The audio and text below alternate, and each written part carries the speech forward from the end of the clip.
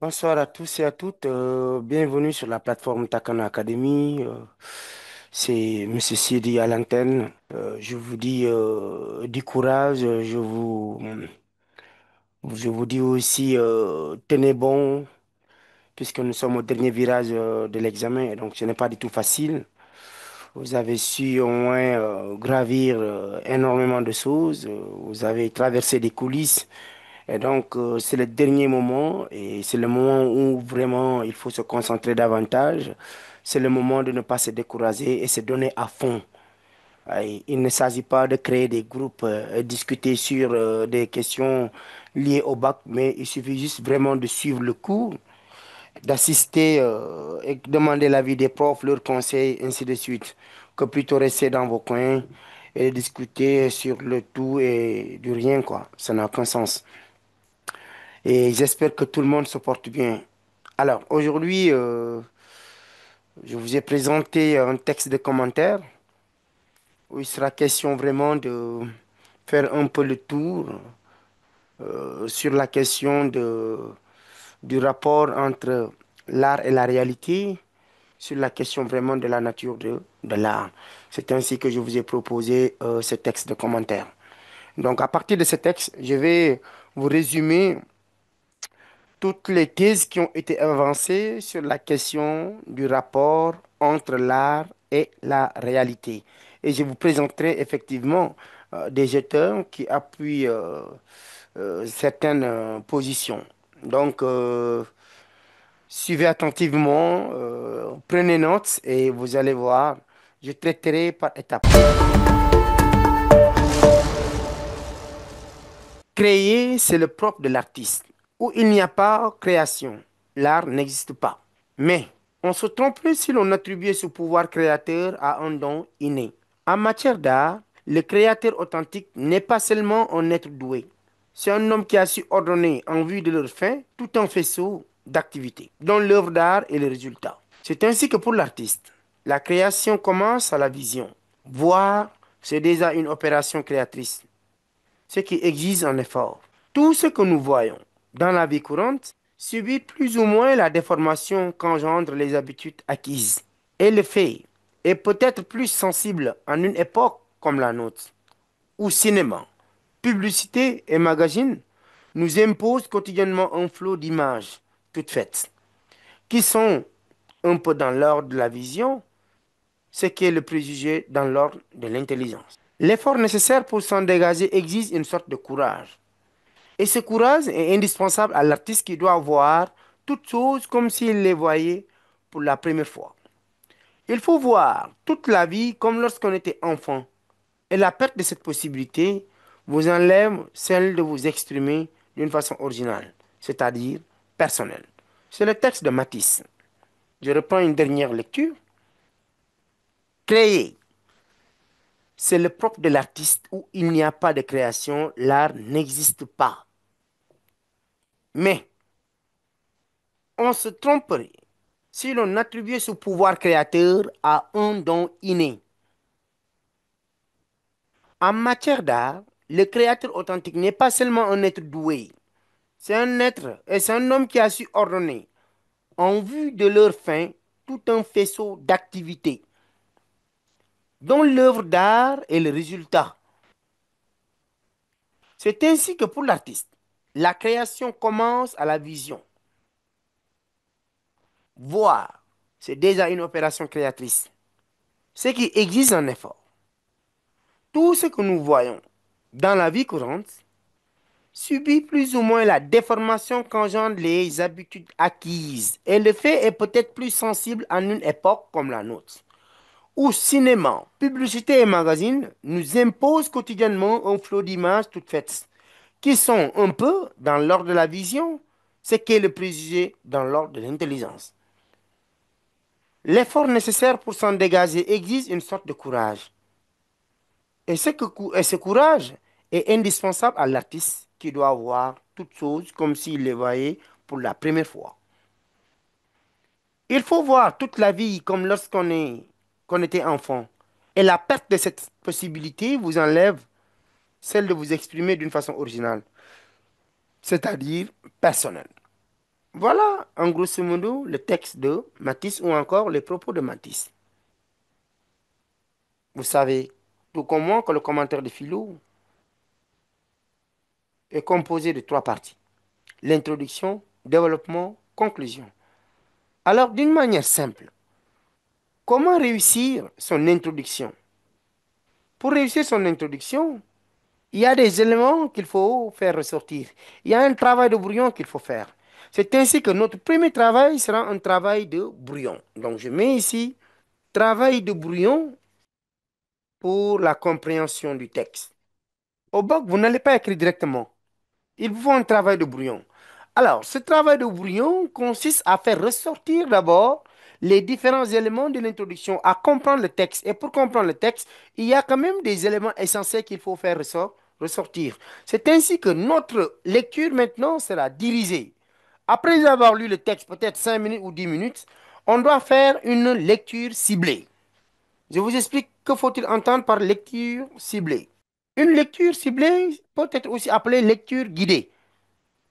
Autrement dit, chaque lecture que je ferai doit être mobilisée, doit être déterminée par un objectif spécifique. Là, par exemple, je dois lire pour faire ressortir le thème. Je mets ici thème. Cette lecture que je ferai tout de suite, c'est pour au moins faire ressortir le thème. Je ne dois pas lire pour en même temps comprendre la thèse, la structure. Non, je dois lire maintenant uniquement, même si ça va prendre 10 minutes, pour faire ressortir le thème. En quoi faisant? Je revois le texte. On me dit, créer, je souligne le mot créer ici. Créer, c'est le propre de l'artiste. Je mets ici aussi artiste là. Où il n'y a pas création, l'art n'existe pas. Cette phrase m'intéresse.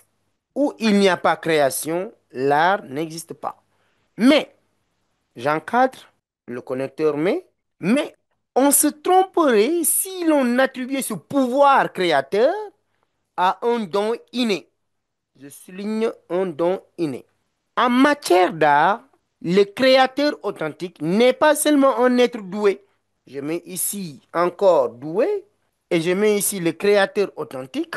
C'est un homme qui a su ordonner, je mets ordonner, je souligne, en vue de leur fin, tout un faisceau d'activités, je souligne faisceau d'activités, dont l'œuvre d'art est le résultat.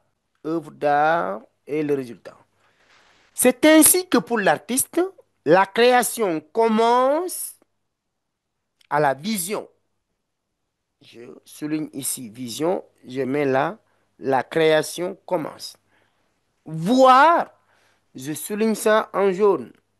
Voir, je souligne ça. Voir, c'est déjà une opération créatrice. Opération créatrice, c'est qui existe un effort. Un effort. Tout ce que nous voyons dans la vie courante subit plus ou moins la déformation qu'engendrent les habitudes acquises. Et le fait est peut-être plus sensible en une époque comme la nôtre, où cinéma, publicité et magazines nous imposent quotidiennement un flot d'images toutes faites, qui sont un peu dans l'ordre de la vision. Ce qu'est le préjugé dans l'ordre de l'intelligence. Préjugé, c'est qu'est l'ordre dans l'ordre de l'intelligence. L'effort nécessaire pour s'en dégager exige une sorte de courage. Et ce courage est indispensable à l'artiste. L'artiste, je souligne. C'est qu'il doit voir toutes choses comme s'il les voyait pour la première fois. Pour la première fois. Il faut voir toute la vie comme lorsqu'on était enfant. Voir la vie, je souligne, comme lorsqu'on était un enfant. Et la perte de cette possibilité vous enlève celle de vous exprimer d'une façon originale, c'est-à-dire personnelle. Alors, il y a quelques mots que j'ai eu à souligner. Vous pouvez souligner autant que vous voulez. Mais je trouve que ces mots-là nous suffisent largement pour comprendre de quoi il est question dans ce texte. Et bien évidemment, dans ce texte, il est question de quoi? Il est question de la création artistique. Il est question de l'art comme création. L'art comme création. C'est ce dont il est question ici dans ce texte. Et je ne vous dis pas que dans chaque texte, il faut chercher le thème soit au début du texte, au milieu ou à la fin. Non, il n'y a pas une règle générale pour ça. Lisez tout le texte. Il peut y arriver que dès le début du texte, l'auteur formule déjà ce dont il est question dans le texte. Et c'est le cas avec notre texte. Dès la première phrase, on a l'idée du texte, on a le thème. Tout le reste, ce ne sont que des développements. Mais ici, effectivement, de quoi il est question dans ce texte? Il est question de l'art comme création. Il est question de l'artiste en tant que créateur. C'est ce dont il est question. Et dès l'instant que l'on trouve le thème, tout de suite, on a un autre problème. Mais comment justifier? Comment être sûr que j'ai trouvé le thème? Effectivement, comme je vous l'ai toujours dit, vous pouvez même vérifier à partir des phrases, le nombre de phrases qui existent dans ce texte. Là, vous avez par exemple, c'est juste une méthode que je vous suggère. Vous êtes libre. Je peux mettre ici un, là 2, ici 3, là 4, 5 et 6. Et donc, non, c'est pas 6, c'est 7. Il y a là une autre phrase. Donc 2, ici c'est 3. Là, vous avez 4. Ici, vous avez 5. Là, vous avez 6. Et là, vous avez 7. Vous avez cette phrase. Effectivement, quand on regarde la nature de chaque phrase ici, la première phrase, elle est là. Je me suis trompé encore. Une, deux, trois, quatre, cinq, six, sept et 8. Donc, vous avez 8 phrases. Et là, si vous contrôlez, si vous voulez même vérifier par vous-même, effectivement, on peut le faire. Quand nous prenons la première phrase, créer, c'est le propre de l'artiste. Où il n'y a pas création, l'art n'existe pas. Là, l'artiste, l'auteur du texte insiste. Pour lui, c'est quoi l'art? Pour lui, l'art, c'est la création. Quand l'art cessera d'être une création, alors il n'existe plus. Donc, c'est lui qui le dit. Le vrai artiste est celui qui crée. Et donc, il exclut toute forme d'art. La seule nature de l'art, c'est la création. C'est lui qui le dit. Ça est là, la première phrase peut le justifier. Créer, c'est le propre de l'artiste. Où il n'y a pas création, l'art n'existe pas. Donc, la seule condition pour que l'art existe, il faut qu'elle soit un créateur. La seule fois où on peut dire que cet artiste, oui, cet artiste est comment dirais-je, telle personne est un artiste, effectivement, c'est quand cette personne sera en mesure de créer. Donc, tout ce que cette personne fera, si c'est en dehors de la création, alors on ne peut pas la considérer comme un artiste. Deuxième phrase. Mais on se tromperait si l'on attribuait ce pouvoir créateur à un don inné. Qu'est-ce qu'elle nous explique ici? Il commence par rapport à la première phrase, que l'art réside dans la création. L'auteur, à travers la deuxième phrase, il met un connecteur qui marque l'opposition. Il dit, ce pouvoir créateur de l'artiste, et cette création de l'artiste ne doit pas être justifiée par un don, ne doit pas être justifiée seulement par un caractère inné. Non, on ne naît pas avec. Donc là, il nie. Que faut-il entendre? Ce pouvoir que l'artiste a de créer. D'où est-ce que ça vient? Est-ce que ça vient, c'est inné? Et l'auteur dit que non, ce n'est pas seulement inné. Il dit, en matière d'art, dans la troisième phrase, le créateur authentique n'est pas seulement un être doué, c'est un homme qui a su ordonner en vue de leur fin tout un faisceau d'activités, dont l'œuvre d'art est le résultat. Autrement dit, l'artiste est un créateur. Et sa création ne se justifie pas uniquement par un don avec lequel il est né. Ce pouvoir créateur de l'artiste, ça se travaille, relève de l'acquisition, relève de la culture, relève du travail. Il ne suffit pas d'avoir un don pour détenir ce pouvoir créateur. Ce pouvoir créateur de l'artiste n'est pas seulement inné, mais il est aussi travaillé. Ça relève de la culture, ça relève de l'acquisition. Donc, on peut même dire, à partir de ces 3 phases, dans la première phase, se pose la question d'où vient le pouvoir créer et comment est-ce qui est un vrai artiste.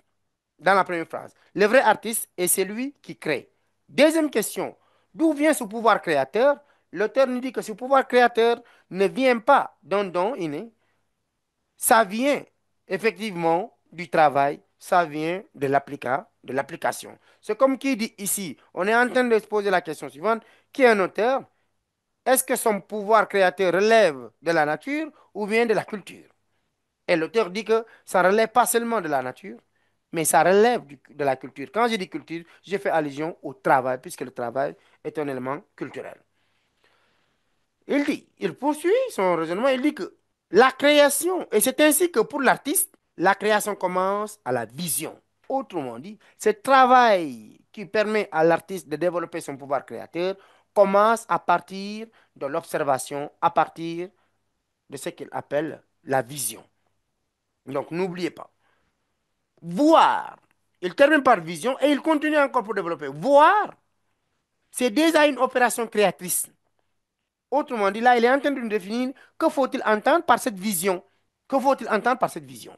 Il nous dit que quand on parle d'observation, quand on parle de vision, il faut comprendre par là qu'on est en train de parler de création.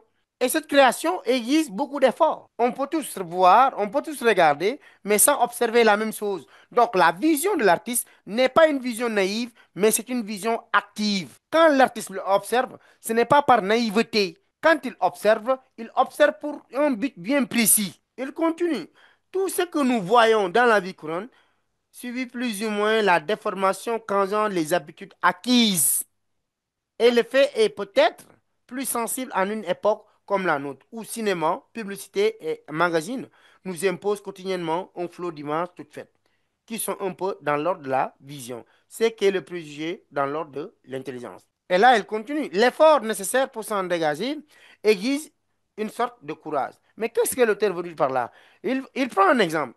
D'abord, il commence par nous faire savoir ce qu'il faut entendre par la vision ou l'observation de l'artiste. Il dit que l'observation de l'artiste est une observation active dans la mesure où c'est une observation créatrice, c'est une observation qui nous permet de voir autrement la réalité. Et il donne un exemple en disant que nous, vous et moi ici, tout ce que nous voyons dans la société, par exemple à travers les postes de télévision ou dans le cinéma, film, ainsi de suite, toutes ces choses subissent une déformation. Mais grâce à les artistes, dans ce cas, sont censés nous montrer la vraie réalité. Ça, c'est leur travail. Les médias, disons, ou les réseaux sociaux, nous trompent, nous montrent des images biaisées et sclérosées, sème dans notre esprit l'illusion. Maintenant, le rôle de l'artiste est de nous faire voir, à partir de son pouvoir créateur, la vraie réalité. Voilà pourquoi il donne l'exemple de l'observation que nous, effectivement, menons dans la vie quotidienne. Il faut voir toute la vie comme lorsqu'on était enfant. Et la perte de cette possibilité vous enlève celle de vous exprimer et vous exprimer d'une façon originale, c'est-à-dire personnelle. Quand tu nous demandes de voir la vie comme un enfant, c'est pour avoir une vision pure, une vision qui n'est pas tronquée, une vision qui n'est pas une illusion, mais une vision neutre sans subir aucune influence. Voilà pourquoi l'enfant, par exemple, quand il vous regarde avec sincérité. Il ne triche pas. Il n'y a pas de manipulation dans son regard. Et là, vous savez très bien de quoi je vous parle. Vous tous, vous pouvez faire ce constat ou vous avez une fois fait ce constat. Quand un enfant du tout petit vous regarde, son regard est sincère. Il ne modifie pas.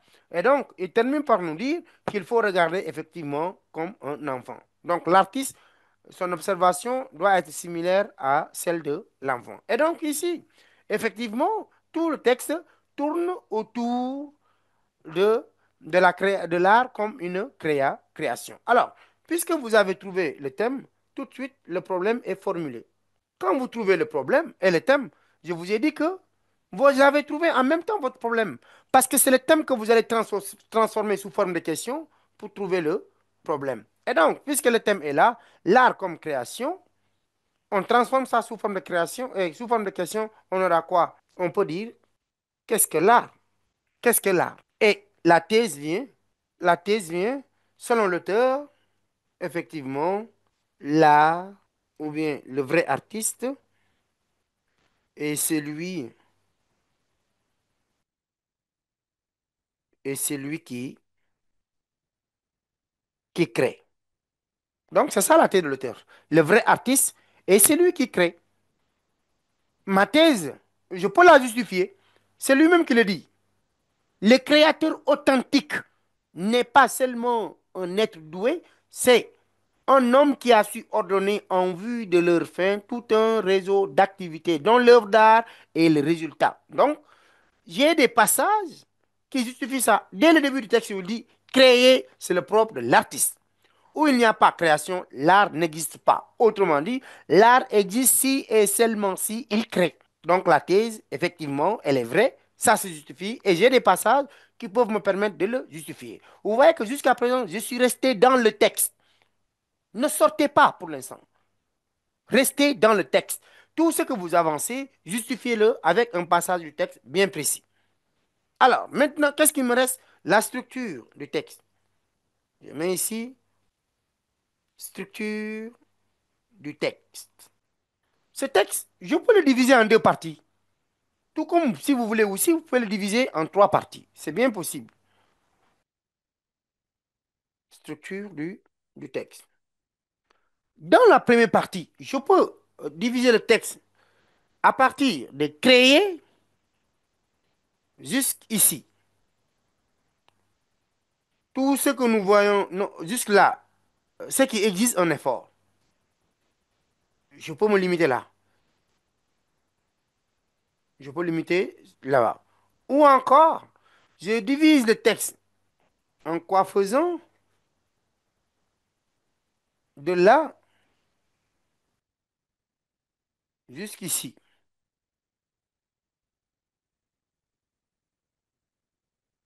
Voilà, jusque-là. Donc, je peux diviser le texte jusqu'ici. Et tout le reste, j'en fais une seule partie. Alors, dans la première partie, si je procède ainsi, dans la première partie, que nous dit l'auteur concrètement? Dans la première partie, l'auteur parle de l'art comme création. L'auteur définit l'art comme création. Ou l'auteur définit l'artiste comme un créateur. Donc, première partie. Dans la première partie, l'auteur parle ou l'auteur définit le vrai artiste. Ou l'auteur définit l'art. C'est à vous de voir. Le vrai artiste. Dans la deuxième partie, qu'est-ce qu'il fait? Dans la deuxième partie, l'auteur nous montre que l'artiste, de par sa vision, doit nous montrer la vraie réalité.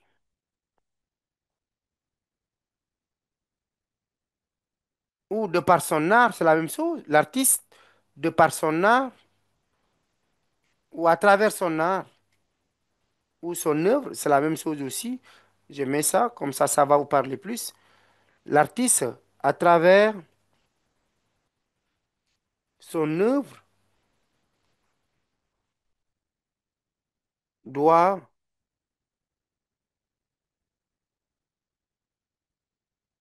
montrer la vraie réalité. Voilà les deux parties que nous pouvons avoir dans ce texte. Donc là, la deuxième partie commence par là. Vous voyez, la deuxième partie. Il dit, tout ce que nous voyons dans la vie courante suit plus ou moins la déformation causant les habitudes acquises et l'effet est peut-être plus sensible en une époque comme la nôtre, où cinéma, publicité et magazines nous imposent quotidiennement un flot d'images toutes faites, qui sont un peu dans l'ordre de la vision, ce qui est le plus dans l'ordre de l'intelligence. Il dit, l'effort nécessaire pour s'en dégager exige une sorte de courage. Et ce courage est indispensable à l'artiste qui doit voir toutes choses comme s'il les voyait pour la première fois. Il faut voir toute la vie comme lorsqu'on était enfant. Et la perte de cette possibilité vous enlève celle de vous exprimer d'une façon originale, c'est-à-dire personnelle. En d'autres termes, dans notre vie quotidienne, ce que nous voyons ne sont que des illusions. Ce que les médias nous montrent, ce que les postes téléviseurs nous montrent, ce que nous voyons à travers Internet, ce n'est qu'une illusion. Ce ne sont que des préjugés, ce n'est pas la vraie réalité. Et donc, l'effort à partir duquel nous pouvons se libérer de ces illusions, ça doit être un travail artistique. L'artiste est celui qui doit nous montrer la vraie réalité à partir de son œuvre. Donc, sa création doit refléter la réalité. C'est comme qui vous dit, le rôle de l'artiste consiste à montrer au peuple la vraie face de la vie, la vraie réalité. Et l'artiste, dans ce cas, joue un rôle de libérateur. Il nous libère des fausses illusions, des fausses images que les télés, que les postes, que l'Internet nous imprime. Et donc, à ce niveau, effectivement, la création artistique est censée porter un message vrai, est censée nous montrer, est censée nous guider, nous faire voir la vraie réalité. Et donc, encore une fois, dans la première partie, l'art comme création, l'artiste comme créateur. Deuxième partie, ce pouvoir créateur de l'artiste doit permettre aux gens de se libérer des fausses illusions auxquelles ils sont tout le temps confrontés. Donc, le texte est logique. C'est deux idées fondamentales que l'auteur développe dans son texte. Première idée, il définit ce qu'est qui est le véritable artiste. Et ce véritable artiste est celui qui est capable de créer. Quel est le rendement ou l'avantage de cette création? L'avantage de cette création est de nous faire sortir des illusions, de ces fausses images que les médias nous font croire. C'est comme si on prend l'exemple de ces vidéos sur la guerre Palestine et Israël. C'est des vidéos que les réseaux sociaux nous montrent très souvent parce qu'il y a toute une politique derrière. Et alors, à partir de là, l'artiste, son rôle, c'est quoi? C'est de nous montrer la vraie réalité. Donc, c'est ça. Alors, j'ai déjà la structure du texte. Maintenant, ce qui reste, c'est quoi? Ce qui reste, c'est la question d'objection qui n'est pas une obligation. Autrement dit, la question qui doit me permettre de formuler ma discussion. Donc, il y a des gens qui le demandent dans l'introduction, c'est plus éloquent, mais ce n'est pas aussi une obligation. Alors, mais moi, je vous suggère, je vous conseillerais de préciser votre question d'objection dès votre introduction. Alors, je mets ici question d'objection. Ça signifie question pour la discussion. Donc, objection, vous avez le verbe objecter qui veut dire remettre en cause. Donc, question d'objection. Toujours travail de brouillon. Alors, puisque la thèse de l'auteur, pour formuler ma question d'objection, je visualise d'abord la thèse de l'auteur. Parce que vous avez deux possibilités. Vous pouvez faire une critique positive ou une critique négative. Si c'est une critique positive, alors faites tout pour que votre question pour la discussion soit en accord avec la position de l'auteur. Mais vous allez juste faire recours à des auteurs qui soutiennent cette même thèse de l'auteur. Alors, là, si nous voulons faire une critique positive, concrètement, ça va se passer comment? Si je suis élève, je me dis, cette thèse de l'auteur sur laquelle le véritable artiste est celui qui crée, est-elle partagée par certains philosophes? La réponse est oui. Donc cet auteur, Matisse, n'est pas le seul à défendre l'idée sur laquelle l'art est une création. Quel auteur que je connais? Je connais un auteur du nom de Hegel. Hegel soutient l'idée de l'art comme création. Kant soutient l'idée de l'art comme création aussi, et tant d'autres. Donc, si je veux faire une critique positive, dans ce cas, je vais formuler la question comme suit. Je dirais, l'idée selon laquelle, l'idée selon laquelle l'art est une création, n'est-elle pas, n'est-elle pas partagée par certains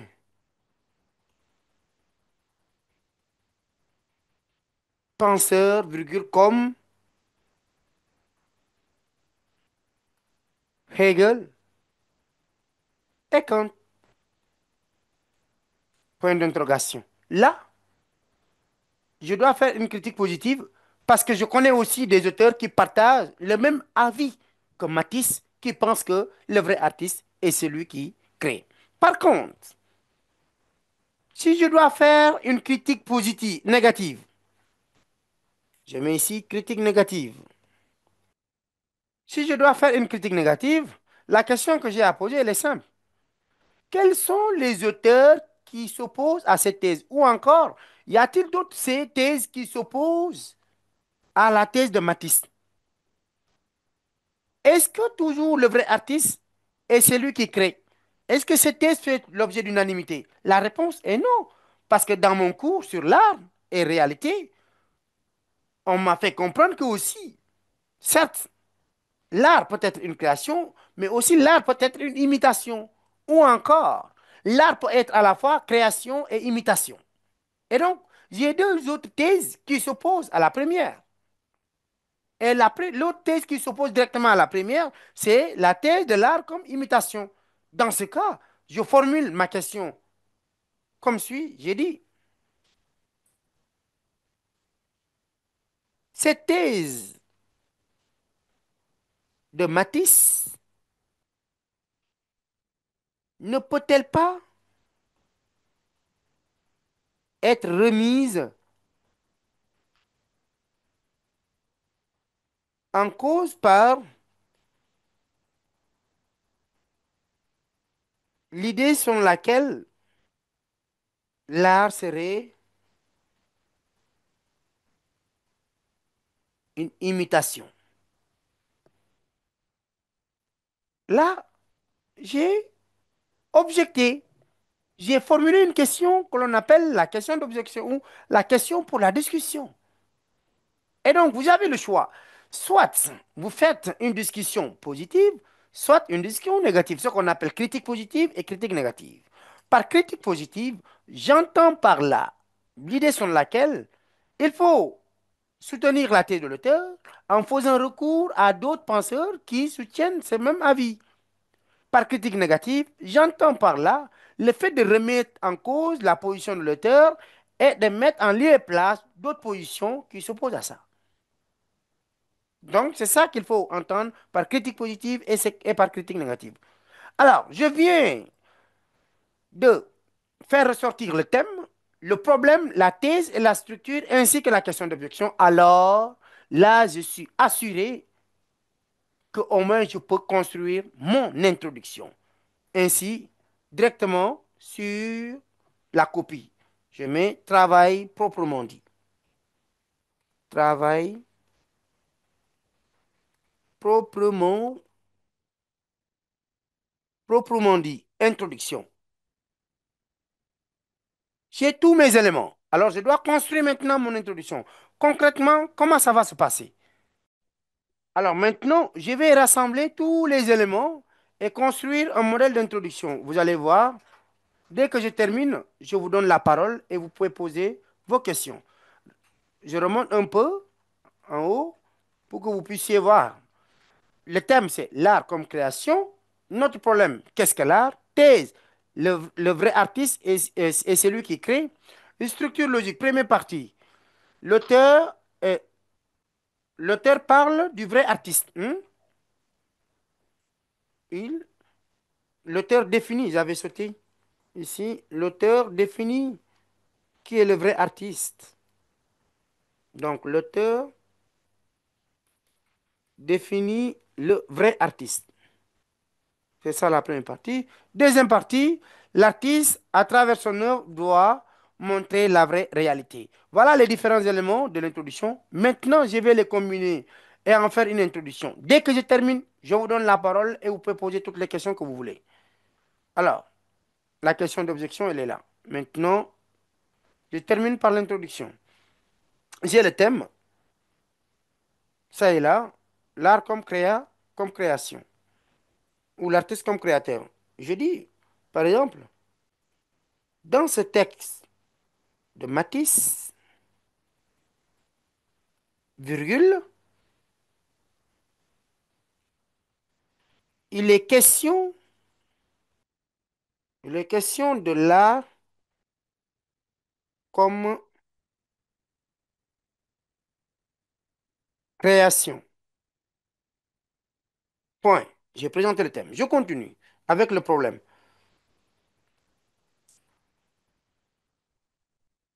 À la question, le problème vient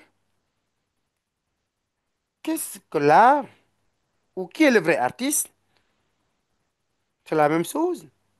La question, qu'est-ce que l'art ou qui est le vrai artiste?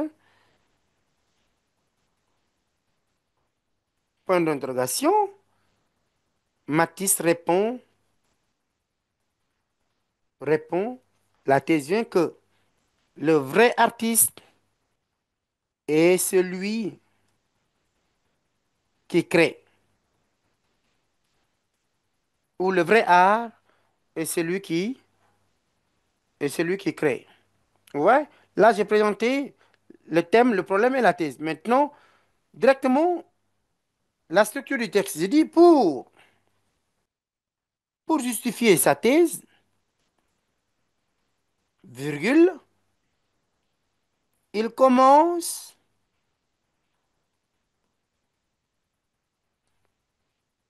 par définir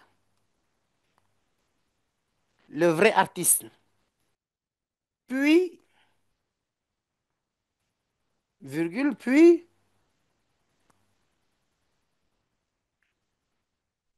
il termine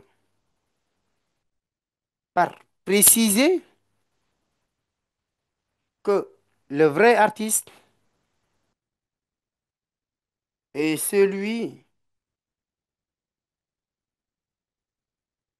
qui doit, celui qui doit, à travers son œuvre ou son pouvoir créateur, changer ou dévoiler la vraie réalité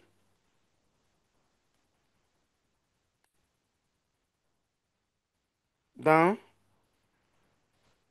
dans la vie quotidienne. Point. La question d'objection, comme je vous l'ai dit, soit vous faites une critique positive ou négative, c'est à vous de voir. Si c'est une critique négative, je dis, là, on peut mettre toutefois, virgule,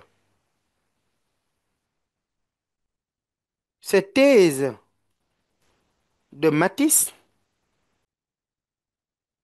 ne peut-elle pas, ne peut-elle pas être remise en cause par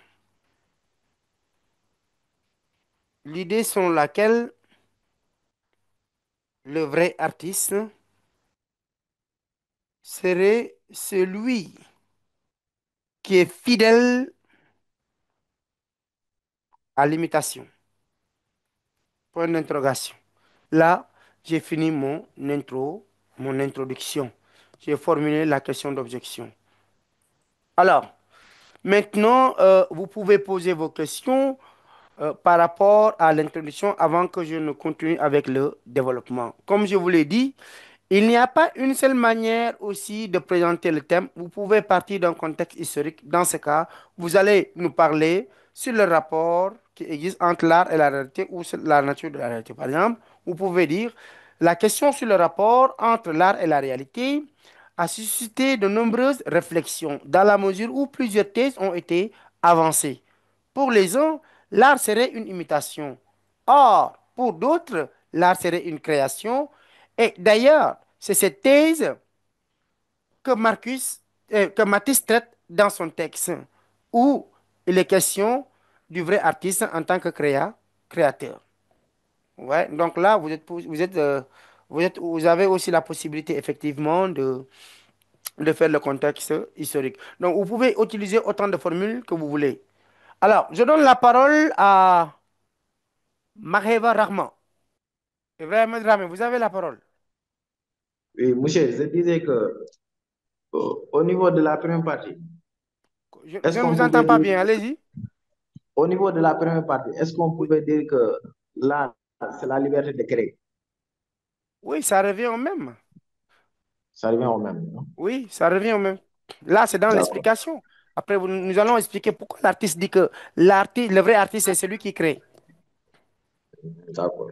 Ouais. Donc, il n'y a pas de création possible sans liberté. Mhm. D'accord. Et est-ce que vous avez au moins compris l'introduction? L'introduction, oui, plus ou moins. Quelle partie vous semble être difficile? Bon, moi, dans la deuxième partie, je pensais qu'on pouvait le diviser. Ou bien? C'est ça que j'ai dit. Vous avez la possibilité de diviser le texte en trois parties, hein. Ah, d'accord. Moi, j'ai juste pris deux. Vous n'êtes pas obligé d'avoir les mêmes divisions du texte. Ah, d'accord. L'essentiel, fait tout qu'il y ait des idées, voilà quoi, pertinentes. Ok. D'accord. Fatima tout Fatima, vous avez la parole. Bonsoir, monsieur. Bonsoir, Armand, oui. Moi, j'ai pas compris la dernière partie de l'introduction, là où on pose la question. La question pour la discussion. Oui, Vous allez, commentaire, vous savez que vous allez faire la discussion. oui, Et quand vous allez faire la discussion, vous savez déjà quelle thèse que vous allez défendre. oui, Donc, c'est cette thèse-là qu'on a déjà mentionnée dans l'introduction, pour montrer au correcteur que dans la discussion, voilà la position que nous allons développer. d'accord, C'est comme à peu près votre antithèse. d'accord, Dans le texte, la thèse, c'est art comme création. oui, Maintenant, nous, dans la deuxième partie, dans la discussion, nous allons parler, montrer qu'au-delà de la création, l'artiste aussi peut être celui qui imite. d'accord, Et là, ça nous ramène directement à Platon. oui, D'accord, merci. Est-ce que oui. ça va? Oui, et donc, poser cette question, c'est obligatoire ou bien? Non, j'ai dit que ce n'est pas une obligation, mais c'est une recommandation. Ah, d'accord, Si vous savez déjà ce que vous allez développer dans la discussion, mais vaut mieux l'annoncer dans l'introduction. Et c'est plus éloquent et crédible. d'accord, Je vous en prie. oui. Euh, Soumaya Ndiaye, vous avez la parole. Bonsoir. Bonsoir. Monsieur, je voulais demander Oui. s'il est nécessaire de présenter l'auteur dans l'introduction. Si, S'il est nécessaire de présenter l'auteur. donnez-nous un exemple. Par exemple, qui Matisse doit Oui. le présenter dans l'introduction ou bien, c'est pas la peine.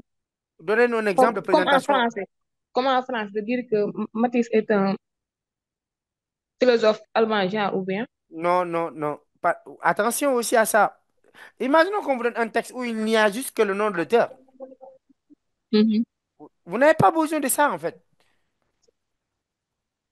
Est-ce que vous avez compris? Oui. On n'en a pas besoin, qu'il soit allemand ou juif. Ça ne nous donne aucune information sur l'essence du texte, en fait, pour l'instant, Mhm. en tout cas. Mhm. On n'en a pas besoin. D'accord. C'est vrai que oui, l'origine de l'auteur peut nous donner une idée de sa philosophie. Mais vous n'êtes pas Mhm. obligé de présenter tout ça. Parce que le pire des cas est qu'on vous donne un texte où il y a juste le nom de l'auteur. Dans ce cas, vous allez faire comment? C'est vrai. Voilà. Donc, c'est ça. Êtes-vous satisfaite? Oui, oui, merci. Merci. Omar Falso, vous avez la parole. Bonsoir. Bonsoir, oui. Je voulais demander juste au niveau de la question de l'objection. Oui, Si on prend, par exemple, la critique positive, oui. si on se base sur cette perspective, on doit pas avoir, euh, disons, on peut avoir besoin de la critique négative pour, dans notre développement, bien. Bon, j'ai dit tout à l'heure, ce que j'ai dit, c'est que simple. J'ai dit, soit vous faites une critique positive, soit vous faites une critique négative. Si c'est une critique positive, faites appel à des auteurs qui soutiennent la même position que l'auteur du texte. Si c'est une critique négative, vous avancez aussi, vous faites recours à des auteurs qui ne partagent pas le même avis que l'auteur. Vous pouvez aussi partir de votre propre conception. C'est bon? Omar Sow, OK. d'accord. Oui, On oui. donne la parole à Aïssatou Diop. Bonsoir, monsieur. Bonsoir. Bonsoir. Bon, je voulais demander, est-ce que la thèse de l'auteur se trouve dans le texte exact? C'est lui qui le dit, hein. Il dit que créer, c'est le propre de l'artiste. Où il n'y a pas création, l'art n'existe pas. Et il ne cesse de le dire tout le temps. Il dit que l'effort nécessaire pour s'en dégager exige une sorte de courage. Et ce courage est indispensable à l'artiste qui doit voir toute chose comme s'il voyait la première fois. Et il continue. C'est ainsi que l'artiste, et pour l'artiste, la création commence à la vision. Et il continue avec une autre phrase. Il dit que le créateur authentique n'est pas seulement ni un être doué, c'est un homme qui a su ordonner en vue de leur fin tout un faisceau d'activités. Et donc, effectivement, à travers plusieurs phrases, l'auteur avance sa position. Ramatou, Bonsoir. oui, bonsoir. Monsieur, comment vous allez? Je vais bien, vous? Très bien aussi. Comment dire? Je demandais, Oui, notre prof a l'habitude de, comment dire, tout le temps dire que la vérité ne se trouve pas dans la thèse ou dans l'antithèse, mais dans la synthèse. Je demande si aussi, au niveau du commentaire, je n'ai pas après bien avoir compris. soutenu, Répétez, s'il vous plaît, que la thèse de l'auteur, Jean, il dit que, dans le commentaire, d'ab- on d'ab- parle du commentaire. oui, c'est pourquoi je demande aussi, au niveau du commentaire, Oui, si on va faire une synthèse, après avoir soutenu la thèse de l'auteur, comme moi, j'ai l'habitude de contredire ce qu'il dit après. bon, dans le développement, d'abord, c'est l'explication du texte, puis la discussion. Ouais. Maintenant, dans la discussion, vous pouvez faire une petite synthèse, si vous voulez. Comme par exemple, avec ce sujet, on va parler de la position de Platon, qui sera en opposition avec la thèse de l'auteur, puis on va parler de la position d'Aristote, qui sera une synthèse des deux conceptions. Ok. Mais Monsieur, maintenant, quand vous me dites que la thèse de l'auteur se trouve dans la discussion, je ne sais pas, synthèse, je n'ai pas bien compris cette question. ça, c'est au niveau du dissertation. Non, on parle du commentaire.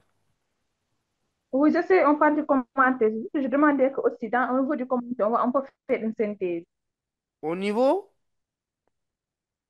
du Du commentaire, commentaire. on peut faire une synthèse. Oui, oui, oui, Oui. si vous voulez. D'accord. Je donne la parole à Cheikh Bitey. Cheikh,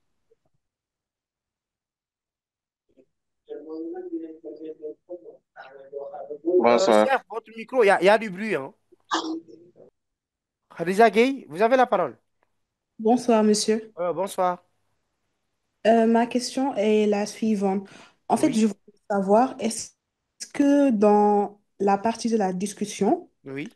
euh, est-ce que, par exemple, on peut discuter des deux propos, c'est-à-dire que là, on peut discuter de la critique positive en même temps de la critique négative?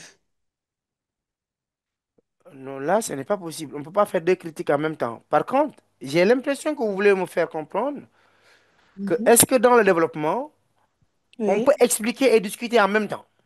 oui, Oui, là, c'est possible. oui, Vous pouvez discuter et oui, expliquer en même temps. C'est-à-dire, chaque argument que vous allez expliquer, vous discutez en même temps. oui. Ouais. En fait, par exemple, sur ce texte-là, sur lequel on est en train de travailler, par Oui. exemple, dans la discussion, je peux commencer par discuter les propos de l'auteur comme quoi l'art est une création et je donne des arguments aussi, par exemple, des Non, dans philosophes. ce cas, vous expliquez, vous ne discutez pas. Oui. Parce que, Et oui, après avoir expliqué ça, je reviens, par exemple, pour expliquer le pour fait que, discuter. oui, Oui, c'est oui, ce que après, nous sommes en train de faire. oui, après, je reviens, par exemple, pour discuter l'idée selon laquelle le vrai artiste serait celui qui est fidèle à l'imitation. Oui, D'accord, c'est la méthode classique. Autrement dit, vous expliquez d'abord le texte, c'est-à-dire le texte de l'auteur. Une fois terminé, vous faites la discussion. d'accord, Ou bien, si vous voulez, vous expliquez et discuter en même temps. d'accord, Ça aussi, c'est possible. Alors, je vais juste laisser un parmi vous poser sa question et on continue directement dans le développement. Dès que je termine, je vais vous redonner aussi la parole. Alors, la dernière intervenante sera Fatou Faye. Donc, c'est moi, le cher. Ah, cher, d'accord, allez-y. Voilà. Monsieur, ici, dans la partie discussion, Oui.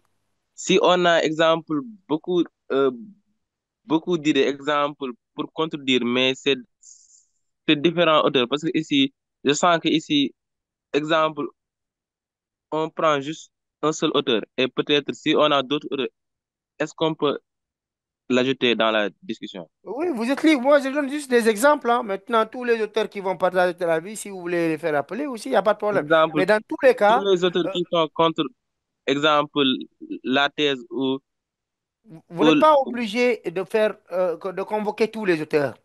hmm, Faites appel juste à quelques auteurs et développez vite fait votre discussion. ça doit pas être long. Non, je ne dis pas que... Il faut que l'explication et la discussion soient équilibrées. Mhm, Dans tous les cas, dans chaque partie minimum, vous avez deux paragraphes. mhm. Voilà. Merci. Alors, c'est tout pour l'instant. Et les autres, dès que je termine l'explication et le développement, je vais vous redonner la parole. Donc, suivez attentivement et on va revenir encore. Maintenant, directement dans le développement, je vais vous montrer comment procéder. Développement. Développement, comme je vous l'ai dit, de manière systématisée, il y a d'abord ces deux parties. Deux parties. Première partie, c'est l'explication. Explication de quoi? Explication du texte de l'auteur. C'est le texte qu'il faut expliquer. On n'a pas dit de donner un autre point de vue, mais le texte. Deuxième partie, c'est quoi? La deuxième partie, c'est la discussion. Et j'ai dit que la discussion peut se faire de deux manières. Soit vous faites une critique positive, soit une critique négative. Et par critique positive, j'entends par là la conservation et le dépassement de la thèse de l'auteur. Et par critique négative, j'entends par là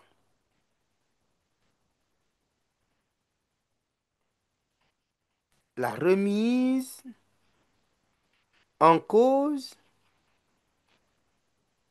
la remise en cause de la thèse de l'auteur. Concrètement, qu'est-ce que ça donne? Cas pratique. Explication du texte. Exemple. On doit expliquer la première partie. Or, il se trouve qu'il existe des règles pour expliquer le texte d'un auteur. Et cette règle s'applique à la construction du paragraphe. Comment expliquer un texte? Pour expliquer un texte, il faut construire des paragraphes. Et pour expliquer un paragraphe, je mets ici comment expliquer un paragraphe. Comment expliquer un paragraphe? Pour expliquer un paragraphe, d'abord, je vous ai dit énoncer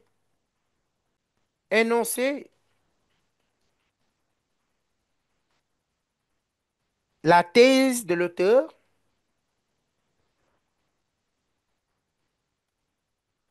Deux,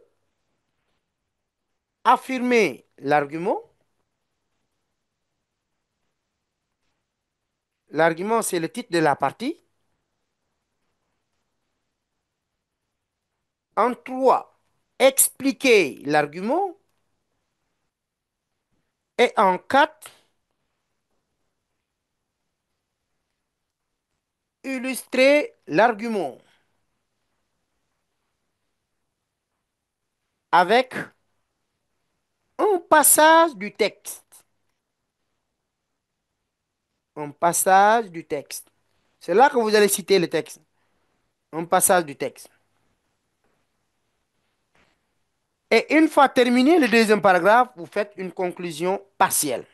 Je mets ici NB valable pour toutes les parties du texte. Valable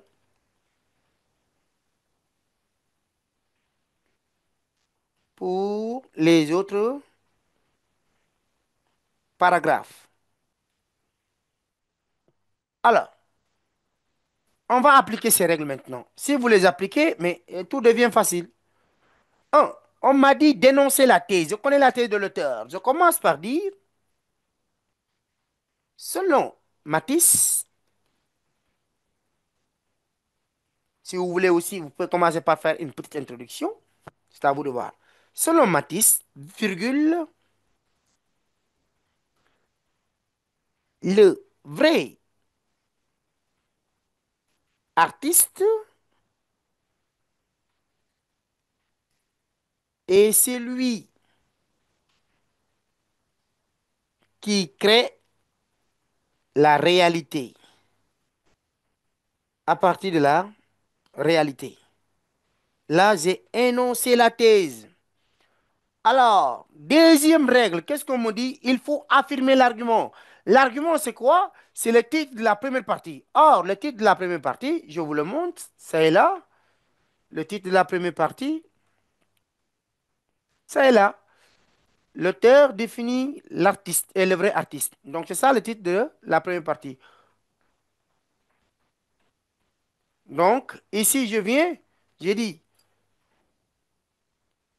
premièrement, je dois affirmer l'argument avec un connecteur. Je dis, premièrement,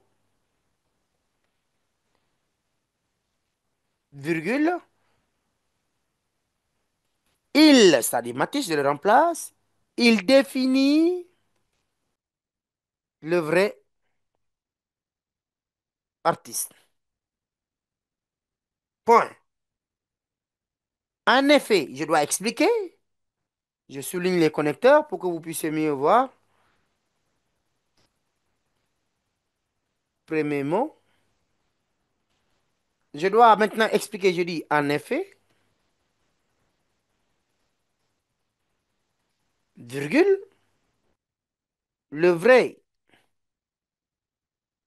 artiste, ce n'est pas celui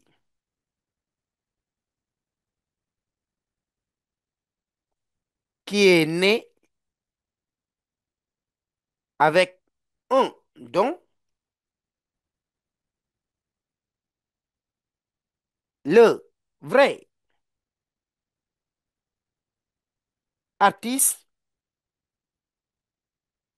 est celui qui, au-delà de son don, travaille, travaille et crée son œuvre d'art. Autrement dit, l'œuvre artistique relève d'un talent. Autrement dit,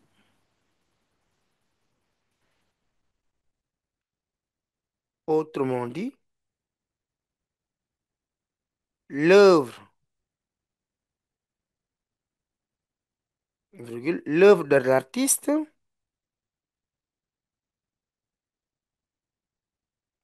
l'œuvre de l'artiste relève, relève de son travail. Point. Là, j'ai expliqué. Règle numéro 4. Je dois maintenant illustrer. J'ai dit, voilà,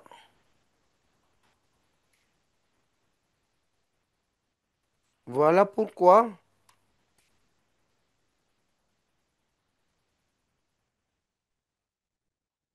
Matisse dit que, deux points, j'ouvre les guillemets, créer. Je vais prendre cette première phrase si je veux. Je mets ça en couleur. Créer, virgule, c'est le propre,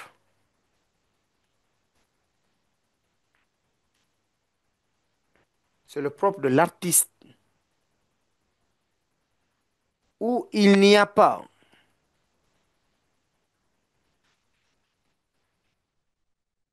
où il n'y a pas de création, virgule, l'art n'existe pas. Où il n'y a pas de création, l'art n'existe. Point. Je ferme les guillemets.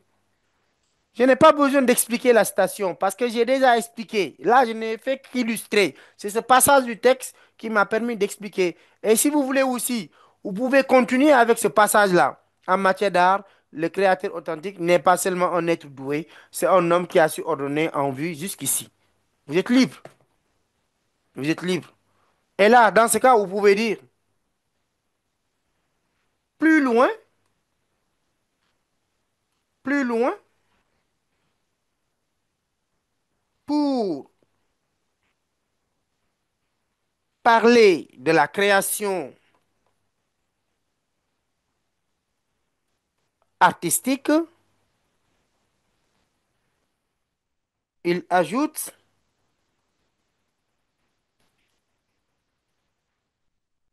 il ajoute que, deux points, là vous mettez les guillemets, il ajoute que en matière d'art, hein, en matière, en matière d'art, virgule, les créateurs, le créateur, en matière d'art, le créateur authentique, le créateur authentique n'est pas seulement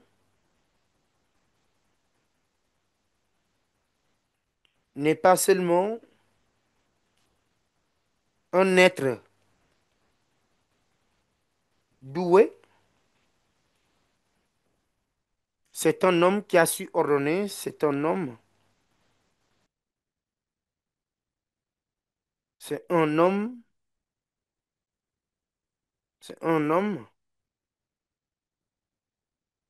qui a su ordonner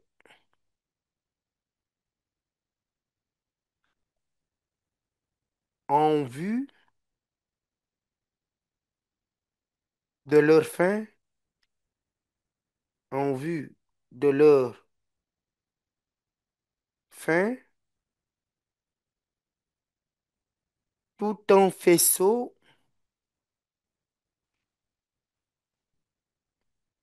tout un faisceau d'acti- d'activi- tout un faisceau d'activités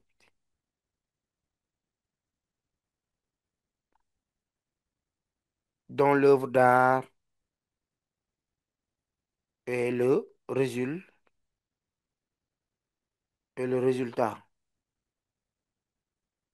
Point. Là, vous avez enchaîné avec une autre citation. Mais comme je vous l'ai dit, vous n'êtes pas obligé d'avancer de ce. Mais si vous voulez encore marquer, illustrer, tant mieux, vous êtes libre. Et là, vous venez de voir, on vient de respecter les règles de construction du paragraphe pour expliquer un texte. On n'invente rien. Tout est question de règles. Quand vous expliquez une partie du texte, retenez bien ces règles. Dès l'instant que vous avez terminé votre introduction, mais l'explication du texte devient facile. Ici, le seul travail que vous allez faire, c'est l'explication. Parce que déjà, vous avez la thèse. Or, la première règle, c'est énoncer la thèse. Deuxième règle, affirmer l'argument. Or, vous avez le titre de la première partie. Donc, troisième règle, c'est explication. Il n'y a que ça. Quatrième règle, illustration. Vous avez le passage du texte, vous avez permis de formuler le titre de la première partie. Et donc, le seul travail que vous allez faire, c'est en réalité expliquer l'argument que vous allez affirmer. Mais sinon, tout le reste, effectivement, vous les avez déjà. Voilà comment on explique un texte. Voilà comment on explique un paragraphe. Et c'est valable une fois terminé le premier paragraphe. Mais vous revenez juste ici. Vous dites, deuxièmement, là, vous n'allez pas énoncer la thèse. Pour le deuxième paragraphe, je note bien,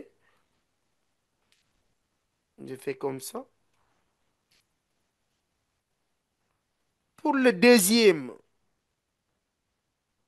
paragraphe, il faut directement, il faut commencer par la règle 2.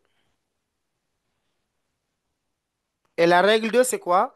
c'est l'affirmation de l'argument. Vous n'allez pas énoncer encore la thèse. La thèse, on l'énonce qu'une seule fois. Donc, vous allez, en deux, affirmer l'argument. Trois, expliquer l'argument. Quatre, illustrer l'argument. Et cinq, vous faites une conclusion partielle pour les deux paragraphes. Conclusion partielle. Voilà comment il faut procéder. Et c'est comme ça qu'on explique le texte. Donc, euh, cas concret, vous allez juste venir ici pour dire, deuxièmement, par exemple, deuxièmement, en faisant un retrait, bien sûr, deuxièmement, virgule, Matisse affirme que le vrai artiste est celui qui, à travers son œuvre, libère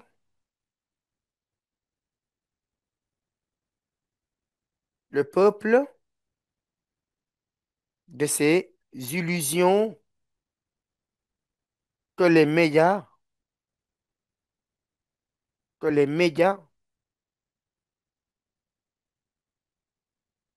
et télé lui font croire, c'est-à-dire le peuple. Et donc là, vous avez affirmé l'argument, maintenant vous allez expliquer. Car pour lui, c'est-à-dire Matisse, pour lui, très souvent, je mets ça en noir, c'est mieux.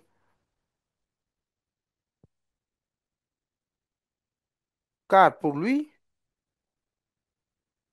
le peuple vit dans une illusion. Et cette illusion est proposée par des médias. Par des médias. Donc, pour y sortir, l'artiste doit,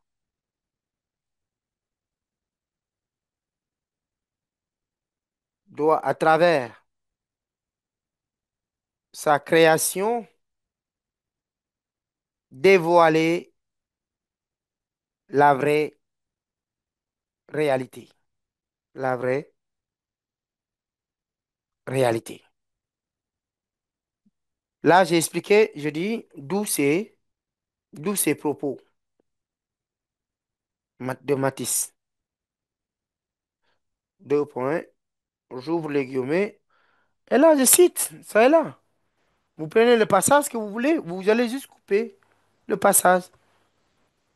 Tout ce que nous voyons, tout ce que, tout ce que, tout ce que nous voyons, là, je mets là, crochet, point, point, point, je ferme. Hmm? Après, vous pouvez maintenant couper le texte, hmm? Venir jusqu'ici, l'effort nécessaire, l'effort nécessaire, l'effort nécessaire pour s'en dégager,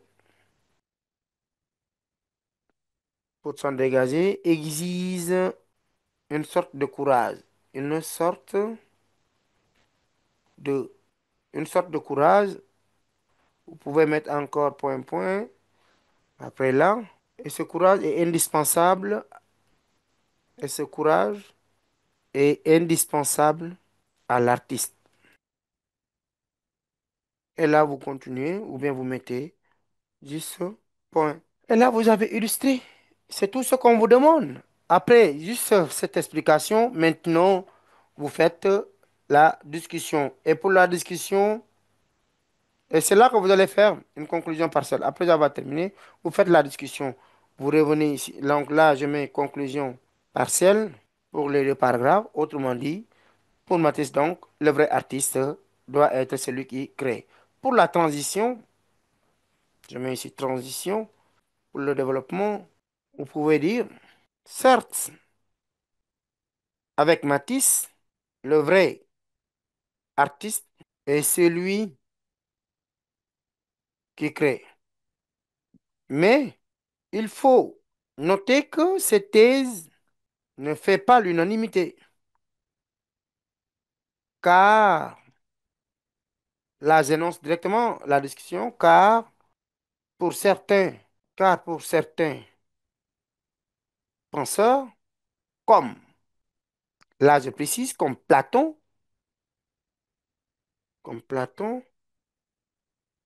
l'art serait, l'art serait une,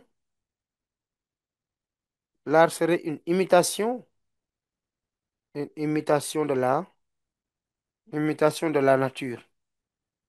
Et là, j'ai fait la transition et donc je continue. Après, je développe directement la thèse de Platon. Je dis, pour Platon, virgule, l'artiste, s'il veut, s'il veut être authentique, doit être fidèle à à la nature. Point. Après, j'explique, car, ainsi de suite. Voilà comment il faut procéder puisque vous avez fait le cours chez Platon, art comme imitation, vous savez la position de Platon. Parce que Platon pense que la nature, je continue, ce n'est pas grave, car la nature a tout créé. Et donc, toute création artistique ne sera qu'une reproduction de de la création de la nature ou de la nature. Et pour illustrer, c'est l'exemple des trois lits de Platon. C'est ainsi que Platon donne l'exemple des trois lits. Et vous savez la suite. Le lit de Dieu, le lit du menuisier et le lit du peintre. Et à travers ça, vous illustrez effectivement votre thèse. Si vous voulez continuer avec Aristote, vous pouvez effectivement aussi continuer avec Aristote. Quand même que d'un côté, l'art est considéré comme une création et de l'autre côté comme une création, ne peut-on pas dire que le vrai artiste, finalement, est celui qui crée et imite en même temps? N'est-ce pas une position que Aristote soutient? Voilà la réalité et voilà le travail qui vous attend. Donc, ça, de manière résumée, dans ce texte, commencez d'abord par nous expliquer la position de Matisse, qui est selon laquelle l'art ou le vrai artiste serait quelqu'un qui crée. Et donc, Matisse nous dit que ce pouvoir créateur que l'artiste a n'est pas uniquement un don. Au-delà du don, l'artiste mobilise tout un effort. L'artiste mobilise toute une énergie. Il travaille pour façonner, pour donner une valeur à son œuvre. Et donc, ce pouvoir créateur doit être compris, prend sa racine dans le travail, prend sa racine effectivement dans la culture ou encore dans l'effort. Donc, il ne faut pas croire que toute personne qui souhaiterait devenir artiste, elle peut le devenir parce qu'elle dispose d'un pouvoir de la nature. Non, il nous dit que ce n'est pas uniquement un don. Il n'explique pas que, il n'exclut pas que le don existe, effectivement. Il y en a, il y a le don, l'artiste est doté d'un don, mais ce don, ça ne suffit pas, il faut le travail. C'est comme qui prend Cristiano Ronaldo, c'est un artiste en termes de foot, il a un talent, certes, parce que physiquement, il a une grande taille, ses pieds aussi, mais il a su travailler ce don qu'il a. Et donc, c'est un vrai artiste parce qu'il a travaillé. Messi, que vous dites, oui, il a un don, d'accord, mais Messi s'entraîne. Messi a fourni des efforts. Messi travaille. Donc, le don seul ne suffit pas, il faut aussi le travail. Autrement dit, la nature seule ne suffit pas, il faut aussi la culture. Et bien entendu, la culture ici, dans le sens de travail. Donc, c'est ça la position de Matisse. Et cette position aussi sera défendue par Hegel dans son livre qui est deux tomes, l'esthétique, pour qui aussi le vrai artiste est celui qui crée, parce qu'il dispose un génie. Pour lui, toute œuvre artistique, c'est-à-dire Hegel, n'est qu'une manifestation de l'esprit de l'artiste. Parce que l'artiste est doté d'une imagination extraordinaire. Et c'est à partir de cette imagination, c'est à partir de ce génie qu'il arrive à créer. Donc ça, c'est la position de Hegel. Et de l'autre côté, il y a Platon qui va remettre en cause une telle position. Parce que pour lui, le vrai artiste est celui qui imite fidèlement la nature. La nature est, a tout créé. La nature détient les belles créations. Et donc, tout ce que l'artiste va créer ne sera qu'une reproduction de cette belle création de la nature. Et donc, l'art, selon Platon, n'est qu'une imitation, n'est que de la mimésie. Et Aristote, qui est son disciple, va dire à Platon, certes, l'artiste doit imiter, mais il ne se limite pas à une simple imitation. L'artiste ajoute une valeur dans la nature. L'artiste complète la beauté que la nature aurait dû avoir. C'est comme qui prend l'exemple de ces fameux filtres avec les filles, même les garçons utilisent aussi.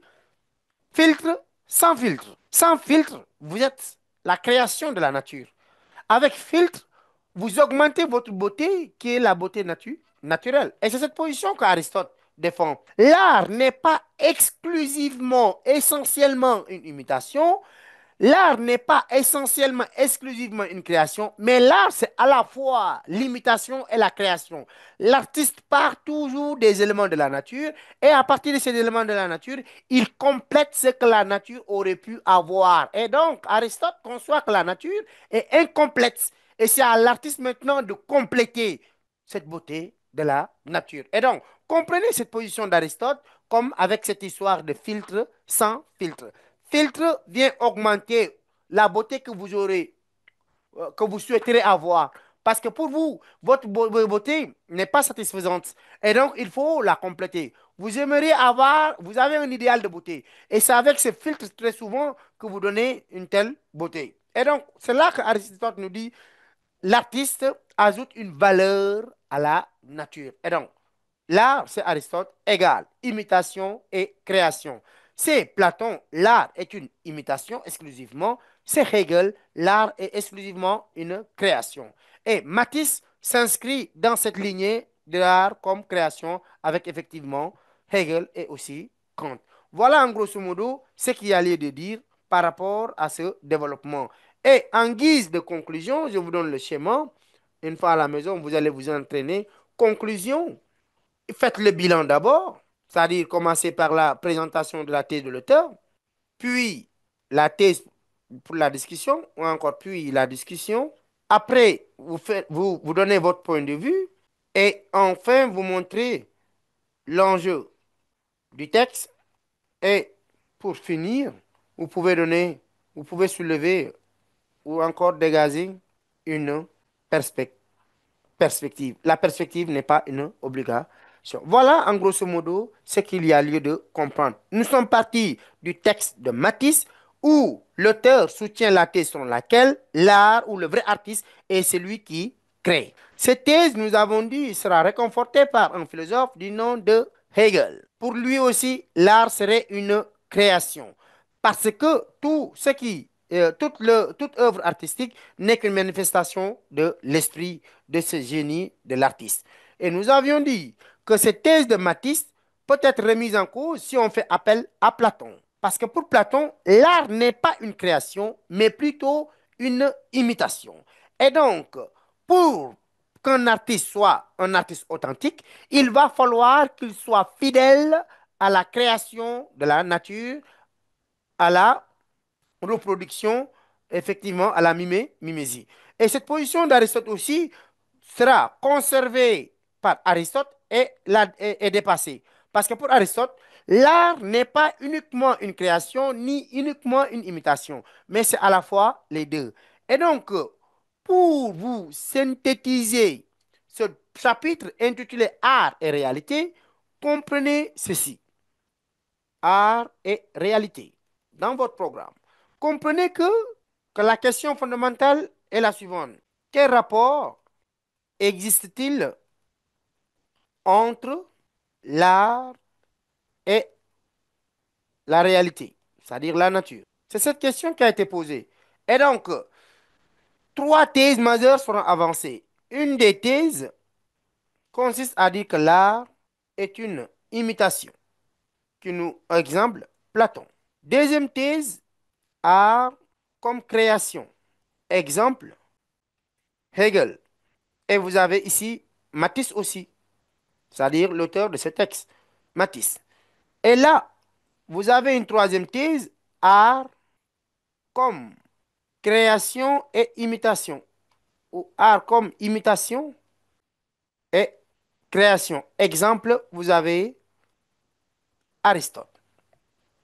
Donc, vous avez un, art comme imitation, deux, art comme création, trois, art comme imitation et création. Et il se trouve que notre texte s'inscrit dans la deuxième position. Voilà ce qu'il y allait de comprendre par rapport à ce chapitre art et réalité. Et donc, ceux qui n'ont pas une compréhension lucide par rapport à ce chapitre, vous avez maintenant le résumé de ce cours.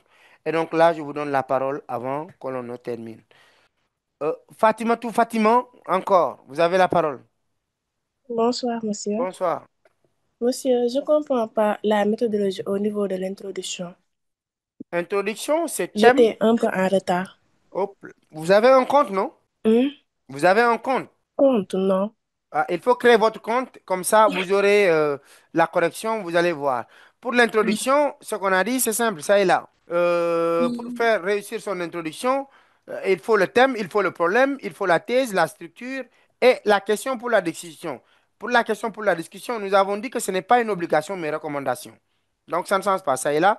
Thème, problème, thèse, structure et la question d'objection, qui n'est pas une obligation dans l'introduction. Voilà ce que nous avions dit dans l'introduction. Est-ce que ça va? Hmm? Non. Comment? Monsieur, nous, on n'a pas fait le commentaire philosophie en classe, c'est pourquoi. Non, On n'a en tout pas cas, détaillé. il n'y a qu'un problème. Cette plateforme est là uniquement pour ces genres de cas. Si vous n'avez pas Hmm. fait quelque chose en classe, cette plateforme est là uniquement pour vous accompagner, résoudre votre problème en un laps de temps. Donc, ce que Hmm. je vous conseille, créez votre compte. À partir de la semaine prochaine, vous n'aurez plus un problème de compréhension de commentaires. Est-ce que ça va? Oui, oui, Inch'Allah. Maintenant, écrivez tout ce que vous n'avez pas compris, écrivez des messages, laissez-les sur la plateforme. Et là, on va vous donner aussi des corrections. Et à partir de là, vous allez vous en servir. Ok, oui, oui. C'est bon? C'est Donc, bon, ne oui, vous oui. souciez même pas. Il faut qu'on arrête de blâmer les profs. Qu'ils nous montrent telle chose ou telle. Ce n'est pas grave. Actuellement, nous sommes dans l'urgence. Il faut être pragmatique. Quelle est la solution? Et Takana Academy est là pour vous donner une telle solution. Vite fait, sans situer la responsabilité aux profs. Ça va? Donc, soyez Oui, oui, rassurés, ça hein? va. D'accord. Oui, Vous oui. créez votre Merci. compte. Vous leur envoyez un Hmm. message. Ils vont vous aider et vous aurez la correction. Oui, oui, D'accord. d'accord. Adja Diallo, vous avez la parole. Merci. Je vous en prie. Ah oui, bonsoir, Khalifa. Bah, comment vous allez? Je vais bien, vous? Bah, je vais bien. Bah, pour l'explication du texte, Oui. bah, on pouvait pas commencer par la thèse de l'auteur. C'est par là qu'on a commencé. Par exemple, en disant que dès l'entame de ses propos, l'auteur affirme que, et on l'explique quoi, et on explique cette thèse. C'est ça qu'on a fait. Non, Ça est j'ai là. vu que, Ça est là. Selon Matisse, le vrai artiste est celui qui crée la réalité. Premièrement, il définit le vrai artiste. Est-ce que vous ah, voyez? non, pour les mettre dans les guillemets, quoi, pour même la thèse. La thèse de l'auteur, entre guillemets. Oui, Non, ça ne se fait pas. on pouvait pas dire, je peux voir le texte un peu. Le texte est là, vous l'avez vu, c'est là. Oui, vous pouvez descendre un peu. Oui. Mais on pouvait pas dire, dès l'entame de ses propos, Matisse nous déclare que créer, c'est le propre de l'artiste. Où il n'y a pas de création, l'art n'existe pas. Et Et on explique, en effet, si vous voulez aussi, vous commencez par citer, après vous expliquez. Autrement dit, oui, là, vous allez changer l'ordre de la construction du paragraphe. Au lieu oui, d'énoncer la thèse de l'auteur, vous allez commencer par la illustration, explication, mm, affirmation et vous remontez. Là, ça risque d'être un peu compliqué pour vous. mm, Mais dans tous les cas, choisissez la méthode qui vous convient. D'accord. Ouais. Mais, Mais oui, par oui. rapport aux règles de construction de paragraphe, voilà les règles qu'il faut suivre. D'accord. D'accord, je vous en prie. Bah, aussi, Euh, pour la uh-huh. discussion, Oui. dans la discussion, c'est là où on va dire que nous sommes en phase avec l'auteur ou bien nous sommes en déphase avec l'auteur. Non, il ne s'agit pas de dire ça, nous sommes en phase ou on n'est pas en phase. Il s'agit d'expliquer directement, hein, comme je l'ai fait Non, ici. dans la discussion, j'ai dit. Oui, non, c'est dans la conclusion que vous allez répondre. Vous donnez votre point de vue. Mais c'est pas dans la discussion qu'on doit dire que nous sommes en phase avec l'auteur ou pas. Non, vous ne dites pas nous ne sommes pas en phase. Ça ne se dit pas. Dans la Bah, conclusion, c'est là où vous allez nous dire est-ce que vous êtes d'accord avec la thèse de l'auteur ou pas? c'est dans la conclusion. Oui, c'est dans la conclusion que l'on répond. Donc, dans la discussion, Là, vous remettez en cause juste la thèse de l'auteur, soit vous l'acceptez. Ce que je vous recommande, c'est de suivre la correction. on fait quoi? Dans les... Non, j'ai dit, ce que je vous conseille, c'est de suivre la discussion. Vous n'avez jamais fait le commentaire. Oui, je l'ai. Donc, il faut suivre la correction, vous allez voir. C'est bon? Khalifa Bey, c'est bon? Oui, oui. D'accord. C'est bien alors. On donne la parole à Ndeye Fatou Ndir. Ndeye Fatou Ndir, vous avez la parole. Bonjour, monsieur. Bonsoir, oui, bonsoir, Ndir. Je voudrais poser une question Oui, sur une allez-y. dissertation. Non, là, on traite Si on uniquement ne... le commentaire. Ah, d'accord. Oui, prochaine fois, on va parler de dissertation. Ne vous inquiétez pas, hein. D'accord, merci. C'est pour ne pas embrouiller les autres, quoi.